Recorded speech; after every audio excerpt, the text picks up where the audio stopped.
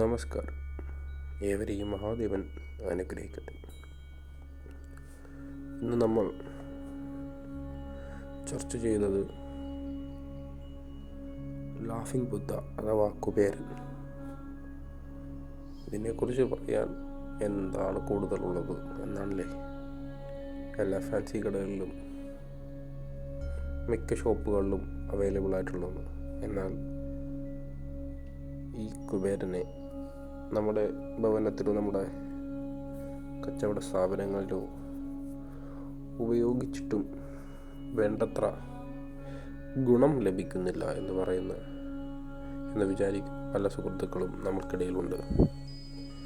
അപ്പോൾ ഈ കുബേര പ്രതിമയെ വാങ്ങുന്നതിന് മുന്നായി കുറച്ച് കാര്യങ്ങൾ നമ്മൾ അറിഞ്ഞിരിക്കുക തന്നെ വേണം. കുബേര പ്രതിമയെ വാങ്ങുമ്പോൾ ശ്രദ്ധിക്കേണ്ട ചില കാര്യങ്ങൾ: ഒന്നാമതായി, സ്ക്രാച്ച്, വര, പോറൽ, പെയിൻ്റ് ഇളകിയ അങ്ങനെയുള്ള കുബേര പ്രതിമകൾ വാങ്ങാതിരിക്കുക. അംഗവൈകല്യം സംഭവിച്ച്, അതായത് പൊട്ടിയതോ കയ്യോ കാലോ തലയോ ചെറിയ പാർട്സുകളോ വിരളോ ഒക്കെ ഇളവി ഒടിഞ്ഞു പോയതുമായിട്ടുള്ള കുബേര പ്രതിമകൾ വാങ്ങാതിരിക്കുക. പിന്നെ പ്ലാസ്റ്റിക് പോലുള്ള വളരെ കട്ടി കുറഞ്ഞ, ഭാരം കുറഞ്ഞ കുബേര പ്രതിമകളെ ഒഴിവാക്കുക. അടുത്തതായി, ഇതിന് അടിഭാഗം അകം പൊള്ളയുള്ള കുബേര പ്രതിമകൾ വാങ്ങാതിരിക്കുക. പിന്നെ കഴിവതും ഏറ്റവും ചെറിയ പ്രതിമയെ ഒഴിവാക്കുക. നമ്മുടെ ഭവനത്തിലോ നമ്മുടെ കച്ചവട സ്ഥാപനത്തിലോ ഒരാൾ കടന്നു വരുമ്പോൾ അദ്ദേഹത്തിൻ്റെ കണ്ണ് ആദ്യം ചെല്ലേണ്ടത്, അല്ലെങ്കിൽ ആദ്യം പെട്ടെന്ന് അട്രാക്റ്റ് ചെയ്യേണ്ട ആണ് കുബേര പ്രതിമ. അതിനെ വളരെ ചെറിയത് വാങ്ങിയാൽ നമ്മൾ ഉദ്ദേശിക്കുന്ന ഫലം, നമ്മുടെ ഉദ്ദേശശുദ്ധി അവിടെ നടക്കാതെ വരിക തന്നെ ചെയ്യും. അത്യാവശ്യം വലിപ്പമുള്ള ഒരു കുബേര പ്രതിമ തന്നെ വാങ്ങേണ്ടതാണ്. അതേപോലെ തന്നെ നമ്മൾ വാങ്ങി ഒരു കുബേര പ്രതിമ സ്ഥാപനത്തിലോ ഭവനത്തിലോ സ്ഥാപിച്ചു കഴിഞ്ഞാൽ ജോലി കഴിഞ്ഞുവെന്ന് വിചാരിക്കേണ്ട. അതിനെ ഇടയ്ക്ക് ശുദ്ധി ചെയ്യുകയും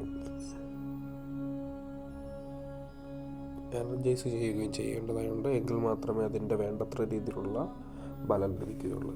പിന്നെ എങ്ങനെ അല്ലെങ്കിൽ എവിടെ ആണ് കുബേര പ്രതിമ സ്ഥാപിക്കേണ്ടത് എന്നതാണ് രണ്ടാമത്തെ കാര്യം. പ്രധാന വാതിലിനോട് അഭിമുഖമായി, അല്ലെങ്കിൽ പ്രധാന വാതിലിനെ നോക്കി ചിരിക്കുന്ന രീതിയിൽ ആണ് ഇത് സ്ഥാപിക്കേണ്ടത്. അതിൻ്റെ തെക്കോ വടക്കോ കിഴക്കോ പടിഞ്ഞാറോ എന്നതിനുപരി മെയിൻ ഡോറ്, അല്ലെങ്കിൽ അവിടുന്ന് കടന്നു വരുമ്പോൾ ആദ്യം കാണണം. അതാണ് എൻ്റെ ഉദ്ദേശശുദ്ധി. പിന്നെ ആഴ്ചയിലോ മാസത്തിലോ ഒരിക്കൽ കുബേര പ്രതിമയെ ശുദ്ധീകരിക്കുക. പനിനീർ വെള്ളത്തിലോ പച്ചവെള്ളത്തിലോ തുളസിയില വെള്ളത്തിലോ കഴുകിയെടുക്കേണ്ടതായുണ്ട്. അത് നല്ല ധാര ചെയ്യുന്ന പോലെ ഒഴിച്ച് കഴുകുകയാണ് നല്ലത്. അതിനുശേഷം ദീപം കൊണ്ടോ ചന്ദനത്തിരി കൊണ്ടോ ഉഴിയുന്നതും, ആരതി പോലെ ഉഴിയുന്നതും നല്ലതാണ്. ഇതുകൊണ്ട് ഉള്ള ഗുണം എന്തെന്നാൽ, പ്രധാനമായും പ്രതിമയിൽ പറ്റിയിരിക്കുന്ന അഴുക്ക്, നെഗറ്റീവ് എനർജികളെ ഇല്ലാതാക്കുന്ന, ചലന്തി വല, മറ്റു കാര്യങ്ങൾ, പൊടി പോലുള്ളതും നെഗറ്റീവ് എനർജികളെയും ഇല്ലാതാക്കുകയും ഈ ഒഴിയുന്നത് മൂലം ആരാധിക്കപ്പെടുകയും ചെയ്യുകയാണ്. ആരാധിക്കപ്പെടുമ്പോൾ അവിടെ ഒരു പവർ ഓട്ടോമാറ്റിക്കായിട്ട് തന്നെ ജനറേറ്റ് ചെയ്യുന്നുണ്ട്. അതേപോലെ തന്നെ പല രൂപത്തിലുള്ള കുബേര പ്രതിമകൾ ഇന്ന് മാർക്കറ്റിൽ സുലഭമാണ്.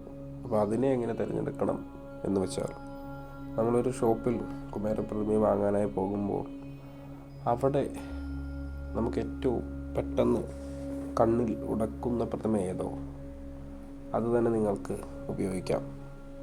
കൂടുതലും സ്വർണ്ണ നിലത്തിലുള്ള പ്രതിമ ഉപയോഗിക്കുന്നതാണ് നല്ലത്.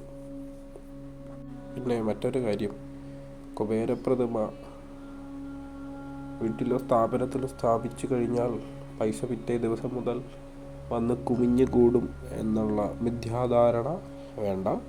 അതിനായി നമ്മൾ അധ്വാനിക്കുകയും നമ്മുടെ ബുദ്ധി അതിനൊത്ത് പ്രവർത്തിക്കുകയും ചെയ്താൽ മാത്രമേ സാമ്പത്തികപരമായ വലിയൊരു നേട്ടം കൈവരികയുള്ളൂ. ശരിക്കും കുബേരപ്രതിമ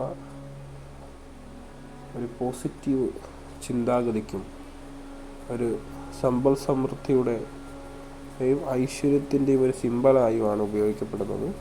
അതോടൊപ്പം തന്നെ മറ്റുള്ളവരുടെ ദൃഷ്ടിദോഷങ്ങളെ, അല്ലെങ്കിൽ കണ്ണ് പോലുള്ള കണ്ണിൻ്റെ ചിലവരുടെ കണ്ണുകൾക്കുള്ള നെഗറ്റീവ് പവറുകളെ അതിലേക്ക് അട്രാക്റ്റ് ചെയ്യുന്നതിനും കൂടിയാണ് ഇത് ഉപയോഗിക്കുന്നത്.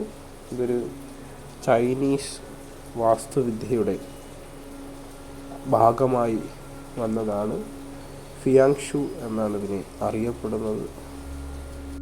അപ്പോൾ ആഗ്രഹമുള്ളവർക്കും താല്പര്യമുള്ളവർക്കും ഈ കുബേര പ്രതിമയെ, ലാഫിംഗ് ബുദ്ധയെ വാങ്ങി സ്ഥാപനങ്ങളിലോ ഭവനത്തിലോ സൂക്ഷിക്കാം. എല്ലാവർക്കും ഐശ്വര്യവും സമ്പൽ സമൃദ്ധിയും ഉണ്ടാകട്ടെ. മഹാദേവൻ എല്ലാവരെയും അനുഗ്രഹിക്കട്ടെ എന്ന് ആത്മാർത്ഥമായി ആഗ്രഹിച്ചുകൊണ്ട് വീണ്ടും മറ്റൊരു വിഷയവുമായി കടന്നു വരാമെന്ന ശുഭപ്രതീക്ഷയിൽ നിർത്തട്ടെ. നന്ദി.